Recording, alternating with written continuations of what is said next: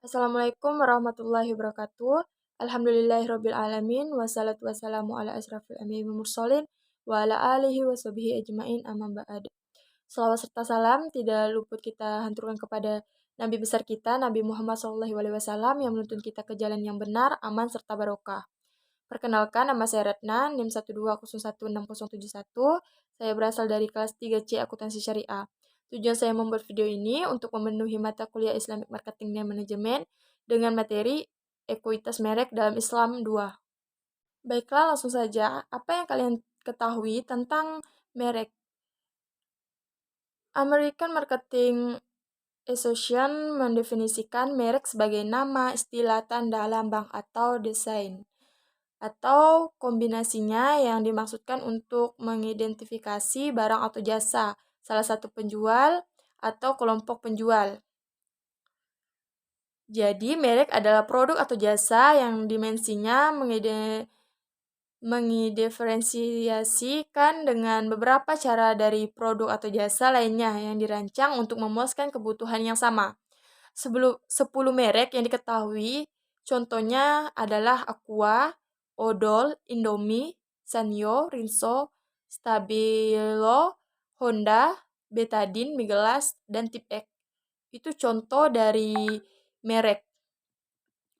Alasan perusahaan memberikan merek produk tersebut sebab nama brand selalu menjadi perhatian konsumen ketika mereka ingin membeli suatu produk atau jasa. Nah, ketika konsumen percaya pada suatu brand, maka mereka akan selalu ingat produk mana yang paling berkualitas dan mana yang tidak. Hanya dari nama brand sesuai dengan pengalaman mereka. Untuk itu, agar bisnis kita selalu di hati konsumen, maka selalu seharusnya kita menjaga nama baik brand dan berusaha agar brand terus tumbuh dari waktu ke waktu. Berikut ini ada beberapa alasan mengapa nama brand begitu penting. Yang pertama, nama brand menjadi indikator kepercayaan konsumen. Yang kedua, nama brand dapat membuat citra bisnis semakin meningkat. Yang ketiga, nama brand menjadi pembeda antar bisnis. Yang keempat, kegiatan promosi lebih mudah dengan brand yang hebat. Yang kelima, mudah membuat variasi produk baru. Yang keenam, mudah meningkatkan kepercayaan konsumen. Fungsi merek bagi perusahaan antara lain untuk menyederhanakan penanganan atau penelusuran produk. Merek membantu mengatur catatan persediaan dan catatan akuntansi. Merek juga menawarkan perlindungan hukum kepada perusahaan untuk fitur-fitur atau aspek unik produk. Nama merek dapat dilindungi melalui nama merek terdaftar. Produk manufaktur dapat dilindungi melalui hak paten dan kemasan dapat dilindungi melalui hak cipta dan rancangan hak milik. Hak milik intelektual ini memastikan bahwa perusahaan dapat berinvestasi dengan aman dalam merek tersebut dan mendapatkan keuntungan dari sebuah aset yang berharga. Merek menandakan tingkat kualitas tertentu sehingga pembeli yang puas dapat dengan mudah membeli produk kembali. Loyalitas merek memberikan tingkat permintaan yang aman dan dapat diperkirakan bagi perusahaan dan menciptakan penghalang yang mempersulit perusahaan lain untuk memasuki pasar. Loyalitas juga dapat diterjemahkan menjadi kesediaan pelanggan untuk membayar harga yang lebih tinggi.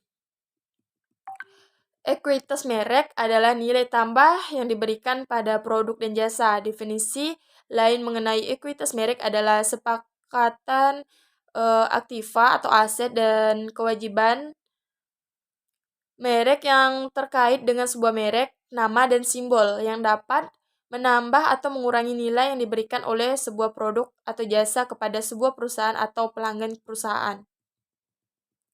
Ekuitas merek berbasis pelanggan pengaruh diferensial yang memiliki konsumen atas pengetahuan merek terhadap pemasaran merek tersebut. Sebuah merek mempunyai ekuitas merek berbasis pelanggan yang positif ketika konsumen bereaksi lebih positif terhadap produk dan cara produk itu dipasarkan. Ketika merek itu teridentifikasi dibandingkan ketika merek itu tidak teridentifikasi. Sebaliknya, merek mempunyai ekuitas merek berbasis pelanggan yang negatif jika konsumen tidak terlalu menyukai aktivitas pemasaran untuk merek itu dalam keadaan yang sama.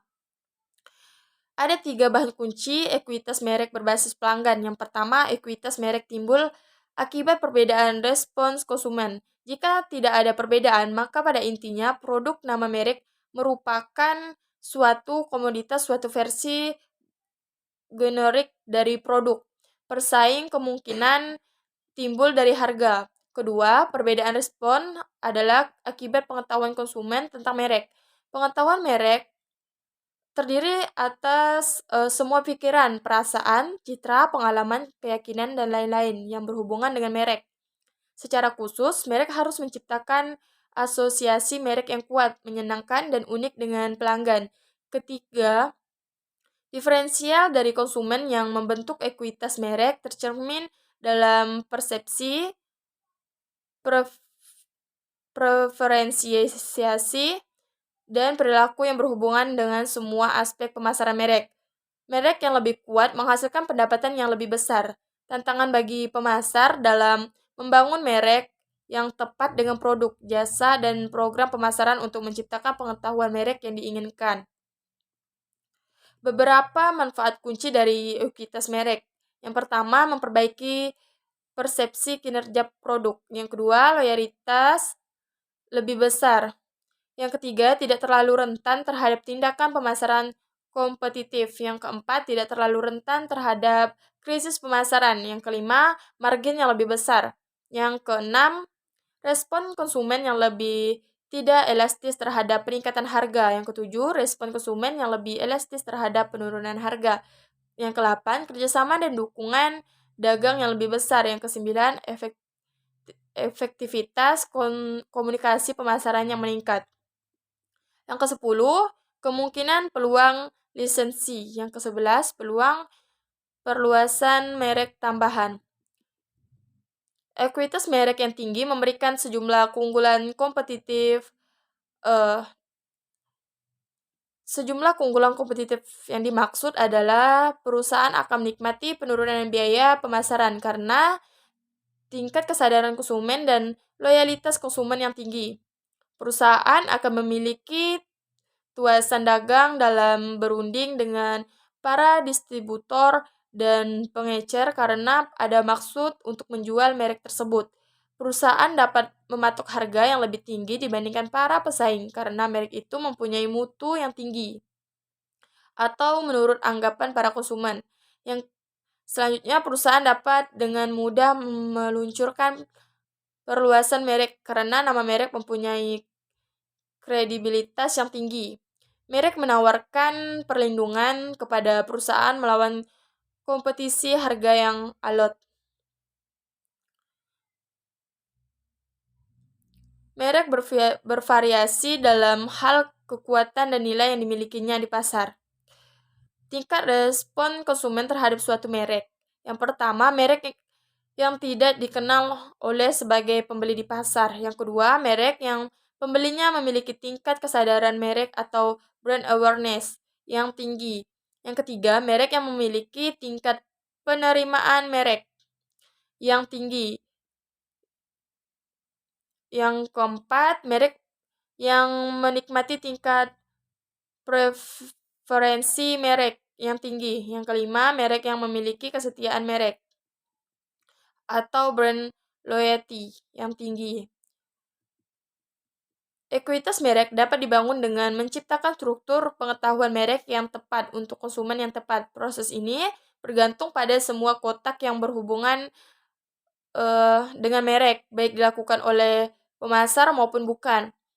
Meskipun demikian, dari perspektif manajemen pemasaran, ada 3 kesimpulan utama penggerak ekuitas merek. Yang pertama, pilihan awal untuk elemen atau identitas merek yang membentuk merek. Atau nama merek, URL, logo, lambang, karakter, juru bicara, slogan, lagu, kemasan, dan papan iklan. Yang kedua, produk dan jasa serta semua kegiatan pemasaran dan program pemasaran pendukung yang menyertainya. Yang ketiga, asosiasi lain yang diberikan secara tidak langsung ke merek dengan menghubungkan merek tersebut dengan beberapa entitas lain atau orang, tempat, atau barang. Brand atau merek adalah suatu identitas terhadap produk atau jasa perusahaan. Brand mencerminkan value yang diberikan perusahaan terhadap konsumen. Sebenarnya pada masa Rasulullah SAW telah ada kajian mengenai brand equity, yaitu dicontohkan pada saat beliau sedang berdagang, beliau selalu memperhatikan penampilan dengan cara tidak membohongi, eh, baik yang menyangkut kualitas maupun kuantitas. Kesimpulan dari ayat di atas adalah dalam pemasaran tidak saja dari kesesuaian harga atau pengorbanan biaya yang dikeluarkan oleh konsumen dengan fisik produk, tapi jauh lebih dari itu adalah value produk atau kualitas sebagai bahan bagi konsumen dalam memperbandingkan antara nilai produk dan harganya atau biaya. Sekiranya konsumen merasakan nilai produk lebih tinggi dibandingkan harganya, mereka akan puas. Sebaliknya, jika nilai produk yang mereka rasakan lebih rendah, mereka kecewa. Artinya, marketer telah berbuat merugikan konsumen. Jadi, pemasar harus memberikan yang terbaik untuk konsumen dengan jujur menjual sehingga kepercayaan diri konsumen semakin meningkat apabila menggunakan produk tersebut. Variabel-variabel dari brand equity yang pertama brand awareness atau kesadaran merek. Kesadaran merek merupakan suatu ukuran seberapa banyak pelanggan potensial mengetahui sebuah merek. Strategi yang lazim dalam pemasaran dan periklanan adalah mempertinggi tingkat kesadaran merek. Pada hakikatnya, orang tidak akan membeli produk yang tinggi yang tidak mereka ketahui. Namun, keakrabannya dengan produk juga merupakan pengaruh pembeli yang kuat. Para pembeli jauh lebih merasa nyaman dengan produk yang dikenal dibandingkan dengan produk yang tidak dikenal. Yang kedua, kesetiaan merek. Hal yang sangat erat hubungannya dengan kepuasan konsumen dan perilaku keluhan konsumen adalah konsep kesetiaan merek. Dapat didefinisikan kesetiaan merek sebagai sejauh mana seorang pelanggan menunjukkan sikap positif terhadap suatu merek, mempunyai komitmen pada merek tertentu, dan berniat untuk terus membelinya. Di masa depan, kesetiaan merek dipengaruhi secara langsung oleh kepuasan atau ketidakpuasan dengan merek yang telah dikumulasi dengan jangka waktu tertentu, sebagaimana persepsi kualitas produk, karena 4 sampai 6 kali lebih mudah untuk mempertahankan pelanggan lama daripada memperoleh yang baru. Jadi, para manajer harus memberi prioritas tertinggi pada pencipta strategi yang membangun dan mempertahankan kesetiaan merek. Yang ketiga, asosiasi merek merupakan persepsi dan citra yang dikaitkan oleh orang dengan merek tertentu. Patut dicatat bahwa asosiasi merek dapat pula negatif. Hal ini dapat mengurangi atau memotong ekuitas sebuah merek. Membangun kesadaran terhadap merek merupakan langkah awal untuk membangun ekuitas merek. Tetapi, nilai terhadap merek akan menjadi semakin kuat apabila tercipta proses asosiasi antara pelanggan dengan merek. Asosiasi adalah nilai merek yang sebagian besar dibandingkan pada asosiasi yang dibuat oleh pelanggan dengan nama merek itu. Asosiasi merek adalah segala sesuatu yang dikaitkan atau terkait dengan nama merek dalam ingatan seorang konsumen. Yang keempat, persepsi kualitas. Mutu yang dirasakan merupakan sebagian dari citra merek pembeli, didasarkan pada kenyataan dan pengalaman aktual. Sungguh pun demikian, bagian lainnya dari citra didasarkan pada persepsi yang lahir dari reputasi sebuah perusahaan. Kata-kata cukupan, cakupan media, dan sumber informasi tidak langsung lainnya. Kualitas produk dapat praktik bisnis apapun yang sangat diperlukan. Oleh karena itu, pebisnis perlu mengenal apa yang dimaksud dengan kualitas yang dirasakan atau perceived quality oleh konsumen. 5 core value adalah hal-hal yang dihargai, dijunjung tinggi, dijalankan, dan merupakan jiwa dari sebuah organisasi. Umumnya, core value merupakan sebuah kata sifat dan dilengkapi dengan penjelasannya. Setiap karyawan harus tahu persis nilai-nilai apa saja yang harus dijaga dan apa konsekuensinya bila tidak diikuti. Tidak ada perusahaan yang bisa menjadi besar dan bertahan lama tanpa adanya core value yang kuat.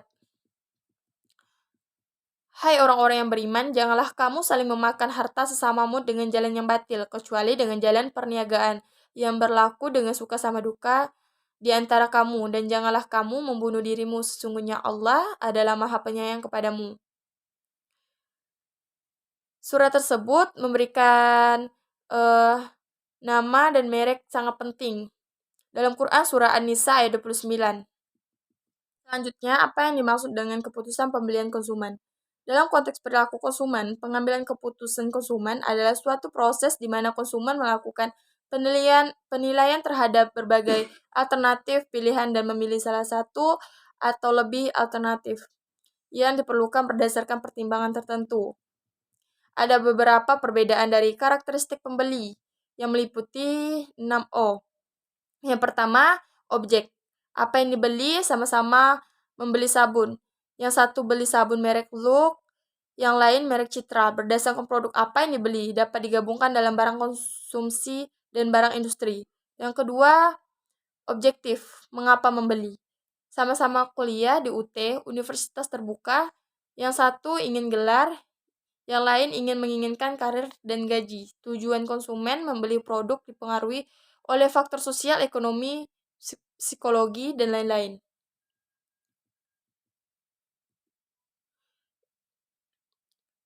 Yang keempat, occasion. Kapan membelinya?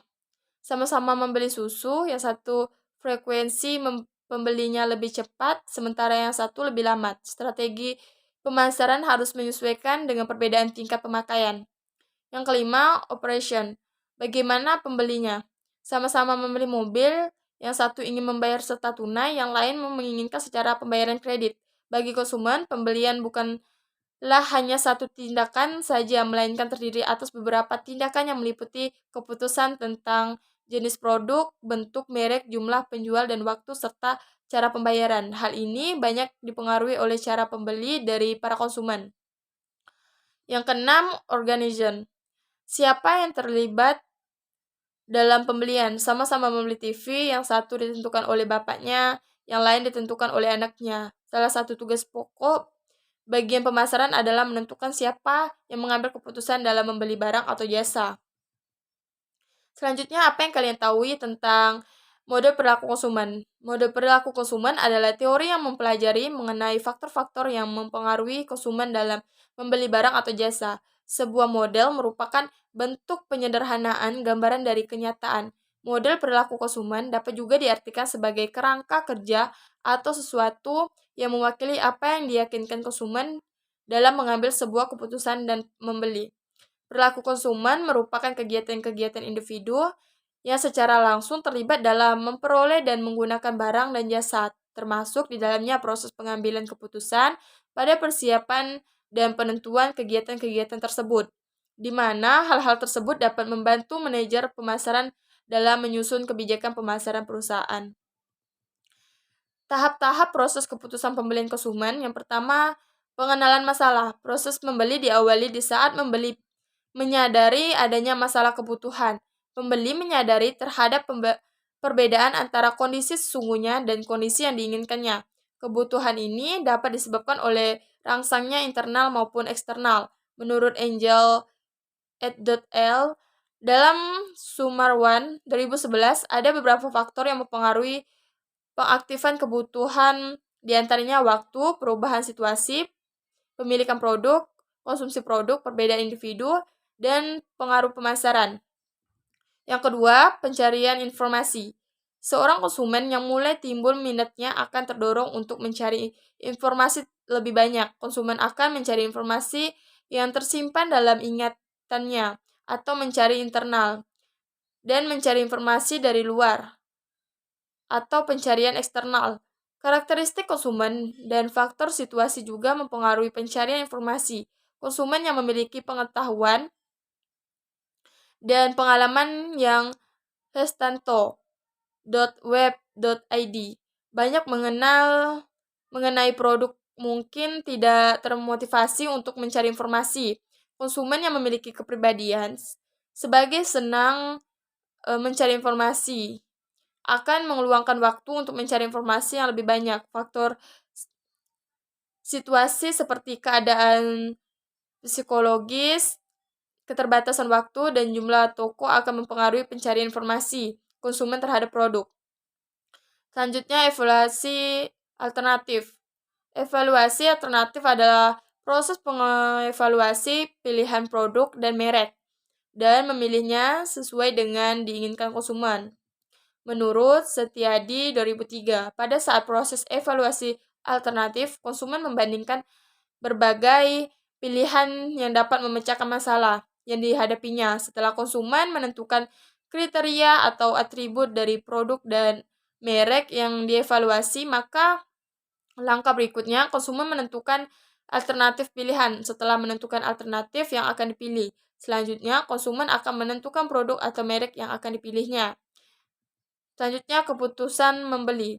Pada tahap keputusan membeli, konsumen akan melakukan evaluasi pembentukan preferensi terhadap merek-merek yang terdapat pada perangkat pilihan.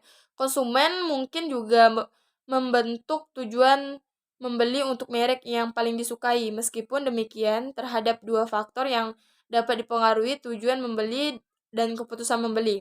Faktor yang pertama adalah sikap orang lain. Sejauh mana sikap orang lain akan mengurangi alternatif pilihan konsumen tergantung pada intensitas sikap orang lain tersebut terhadap alternatif dan motivasi konsumen untuk menuruti keinginan orang lain tersebut. Tujuan pembelian juga akan dipengaruhi oleh faktor-faktor keadaan yang tidak terduga. Konsumen membentuk tujuan membeli berdasarkan faktor-faktor seperti pendapatan keluarga yang diharapkan, harga yang diharapkan, dan manfaat produk yang diharapkan. Pada saat konsumen ingin bertindak, faktor-faktor keadaan yang tidak terduga mungkin timbul dan merubah tujuan membeli. Menurut Setiadi 2003. Selanjutnya, evaluasi pasca pembelian. Setiadi 2003 menjelaskan bahwa kepuasan atau ketidakpuasan konsumen pada suatu produk akan mempengaruhi tingkah laku berikutnya. Jika konsumen merasa puas, maka ia akan memperlihatkan kemungkinan yang lebih tinggi untuk produk itu lagi. Konsumen yang tidak puas, menurut hestanto.web.id, akan berusaha mengurangi ketidakpuasannya dengan meningkatkan atau mengembalikan produk tersebut. Atau mereka mungkin berusaha mengurangi ketidakcocokannya dengan mencari informasi yang mungkin mengonfirmasikan produk tersebut sebagai bernilai tinggi. Atau menghindari informasi yang mengonfirmasikan produk tersebut bernilai rendah. Faktor-faktor yang mempengaruhi pembelian konsumen. Yang pertama, faktor kebudayaan. Faktor kebudayaan mempengaruhi luas dan mendalam terhadap perilaku konsumen. Berikut ini adalah beberapa peranan yang dimainkan oleh kebudayaan, subbudaya, dan kelas sosial pembeli. Kebudayaan adalah faktor penentu keinginan dan perilaku seseorang yang paling mendasar. Setiap budaya mempunyai kelompok-kelompok subbudaya lebih kecil yang merupakan identifikasi dan sosialisasi yang khas untuk perilaku anggotanya. Kelas sosial adalah sebuah kelompok yang relatif homogen dan bertahan lama dalam sebuah masyarakat yang tersusun dalam urutan jenjang kelas sosial memiliki beberapa ciri sebagai berikut. Pertama, orang yang berbeda dalam setiap kelas sosial cenderung berperilaku lebih serupa daripada orang yang berasal dari dua kelas sosial yang berbeda. Kedua, seseorang yang dipandang mempunyai pekerjaan yang rendah atau tinggi sesuai kelas sosialnya. Ketiga, kelas sosial seseorang dinyatakan dengan beberapa variabel seperti jabatan, pendapatan, kekayaan, pendidikan, dan orientasi terhadap nilai. Keempat, seseorang mampu berpindah dari suatu kelas sosial lain dalam masa hidupnya. Yang kedua, faktor sosial. Faktor ini meliputi keluarga, kelompok, referensi, status, peranan sosial, dan gaya hidup. Yang ketiga, faktor-faktor individu. Faktor ini meliputi motivasi, motif yang ada pada seseorang akan mewujudkan tingkah laku yang diarahkan pada tujuan untuk mencapai sasaran kepuasan. Jadi, motif bukan sesuatu yang dapat diamati, tetapi merupakan hal yang dapat disimpulkan karena dapat diaksikan. B. Nilai adalah kemampuan suatu produk untuk memberikan kepuasan. C. Persepsi atau pengamatan adalah suatu produk untuk memberikan kepuasan. Suatu produk di mana manusia menyadari dan menginterpretasikan aspek lingkungannya. D. Belajar menggambarkan perubahan dalam perilaku seseorang individu dan bersumber pada pengalaman. Kebanyakan perilaku manusia diperoleh dengan mempelajari. E. Kepercayaan adalah gagasan dekriptif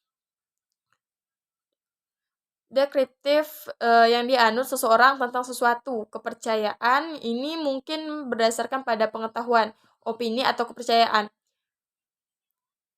F. Sikap menggambarkan penilaian kognitif yang baik maupun yang tidak baik, perasaan-perasaan emosional, dan kecenderungan berbuat yang bertahan selama waktu tertentu terhadap beberapa objek atau gagasan.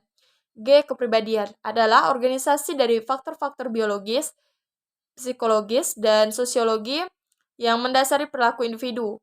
H. Citra diri menggambarkan hubungan antara citra dari konsumen dengan citra merek, citra perusahaan, dan sebagainya. Baiklah, telah selesai penjelasan ekuitas merek dalam Islam 2. Mohon maaf jika ada kekurangan kata atau kekhilafan, karena kesempurnaan hanyalah milik Allah. Saya akhiri, wabillahi taufiq wal hidayah. Wassalamualaikum warahmatullahi wabarakatuh.